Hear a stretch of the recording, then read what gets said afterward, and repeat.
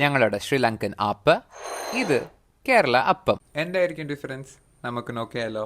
ആദ്യം ഒരു വെള്ളിയ തേങ്ങ പൊട്ടിച്ച് അതിൻ്റെ വെള്ളം മാറ്റി വെച്ച് ഒരു മൺചട്ടി എടുത്ത് 2 കപ്പ് തെത്തഹാൽപ്പിട്ടി ഇട്ട് മാറ്റി വെച്ച് തേങ്ങ വെള്ളം 1 കപ്പ് ചെറുതായിട്ട് ഇട്ട് മിക്സ് ചെയ്ത് 3 ടേബിൾ സ്പൂൺ പഞ്ചസാര ആവശ്യത്തിന് 1/2 കപ്പ് വെള്ളം ഒഴിച്ച് ഈ പരുവത്തിലാക്കി മൂടി വെച്ച് ഒരു ദിവസം ഫെർമെൻറ്റ് ചെയ്യാൻ വെക്കാം. പിറ്റേന്ന് രാവിലെ തേങ്ങ ചിരണ്ടി 1 പാലെടുത്ത് 1 കപ്പ് മാറ്റി വെച്ച് നല്ലപോലെ ഫെർമെൻ്റ് ആയിരിക്കുന്ന ഈ ബാറ്ററിൽ 1 കപ്പ് പാല് ചെറുതായിട്ട് ചേർത്ത് നല്ലപോലെ മിക്സ് ചെയ്ത് ആവശ്യത്തിന് ഉപ്പ് ഇട്ട് ഈ ഒരു കൺസിസ്റ്റൻസി വരുന്നവരെ മിക്സ് ചെയ്യുക. ശ്രദ്ധിക്കണേ, ഇതിനകത്ത് ഈസ്റ്റോ കുക്ക്ഡ് റൈസോ ഒന്നും ഇട്ടിട്ടില്ല.